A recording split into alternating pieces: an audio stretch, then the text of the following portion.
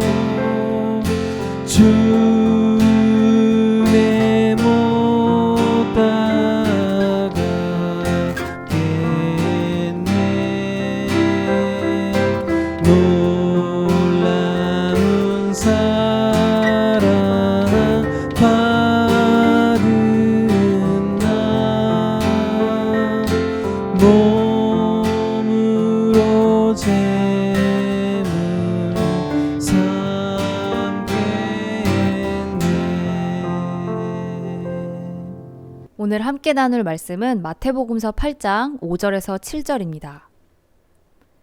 예수께서 가버나움에 들어가시니 한 백부장이 다가와서 그에게 간청하여 말하였다. 주님, 내 종이 중풍으로 집에 누워서 몹시 괴로워하고 있습니다. 예수께서 그에게 말씀하셨다. 내가 가서 고쳐주마. 아멘. 오늘 함께 읽은 이 본문은 예수님이 로마 백부장의 종을 치유하신 사건을 전하고 있습니다. 이 본문은 우리가 함께 읽은 마태복음서 말고도 누가복음서 7장에서 거의 유사한 내용으로 전해지고 있고, 또 내용은 조금 다르지만 요한복음서 4장에서도 이 이야기를 전하고 있습니다. 요한복음서는 백부장 대신에 고관이라는 표현을 사용하고, 또 이 고관은 종을 살리기 위해서가 아니라 자신의 아들을 살리기 위해서 예수님께 간절히 도움을 요청합니다. 이처럼 복음서마다 전후 문맥이 조금씩 다르기는 하지만 당시 로마 사회에서 높은 자리에 있던 사람이 병을 앓는 연약한 사람을 고치기 위해서 유대인 예수를 찾아와 간청한 사건이라는 점에서는 동일하게 서술하고 있습니다. 오늘 함께 읽은 이 본문에는 3명이 등장합니다. 예수님께 다가온 로마의 백부장, 그리고 그 백부장의 종, 그리고 유대인 예수. 사실 당시 로마 사회에서 이 로마의 백부장과 그의 종, 그리고 유대인 예수가 한 이야기에서 함께 다뤄질 수 있는 그런 관계는 아니었습니다. 먼저 백부장은 100명이나 되는 병사를 지휘하는 로마의 군대 장교입니다. 백부장은 로마인이었을 수도 있고 당시 정세를 살펴보면 시리아인이었을 수도 있고 정확하게 그 출신을 알 수는 없지만 그래도 분명한 것은 유대인은 아니었을 것이라는 사실입니다. 백부장은 당시 로마 제국의 질서를 유지하는 그런 필수적인 역할을 하던 사람이었고 또 유대 사람들과는 따라서 적대적인 관계에 있던 인물일 수밖에 없었습니다. 이런 위치에 있던 로마의 백부장이 유대인 예수 앞으로 달려와서 간청하는 그림은 사실 당시 사회의 장면들을 떠올려 보면 참 생소한 장면입니다. 그럼 예수는 당시 어떤 인물이었을까요?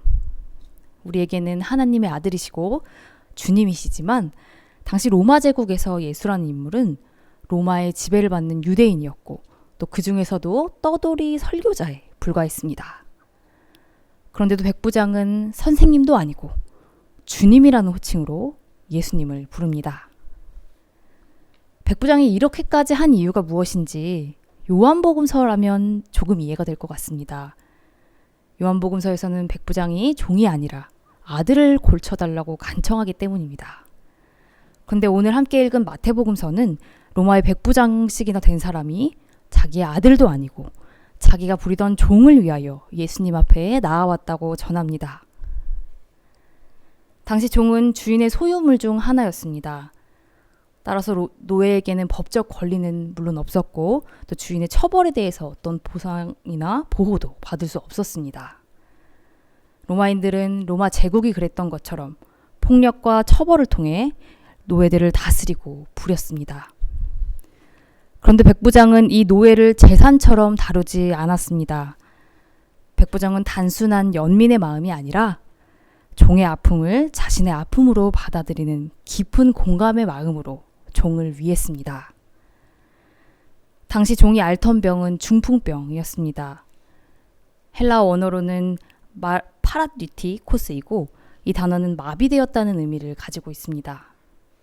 백부장은 예수를 찾아와 이 종이 마비되어서 누워있는 그 누운 채로 괴로워하고 있는 그 상황을 설명하며 깊이 아파합니다.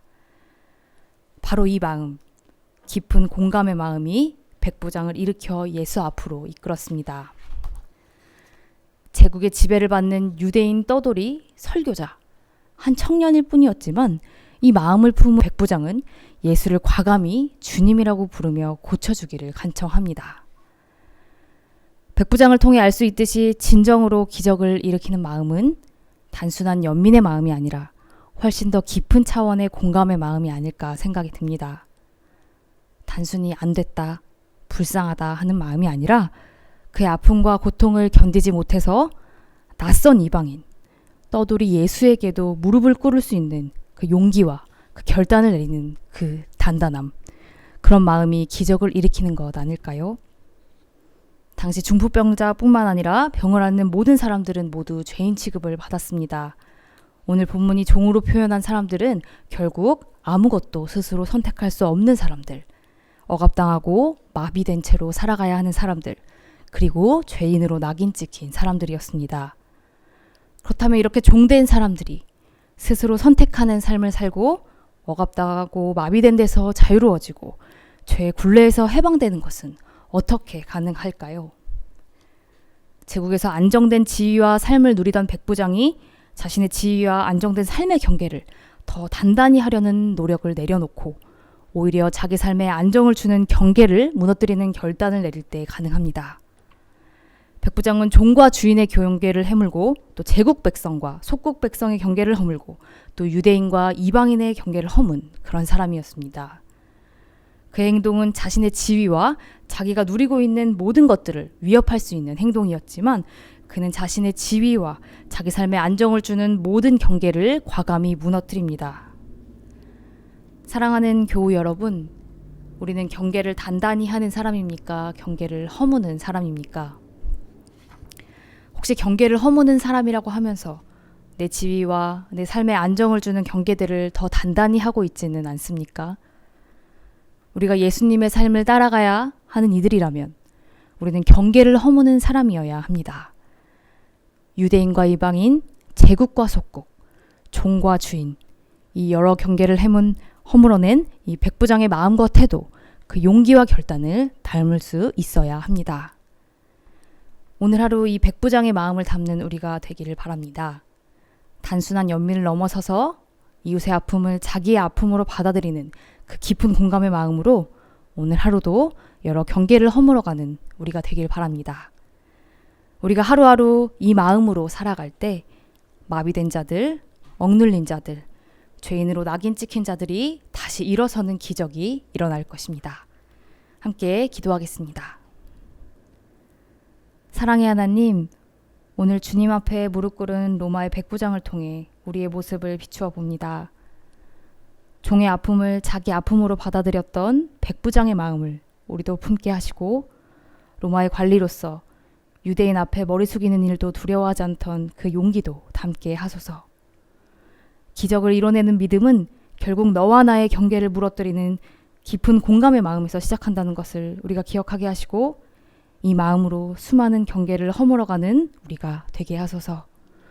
모든 경계를 허무시는 예수님의 이름으로 기도드립니다. 아멘.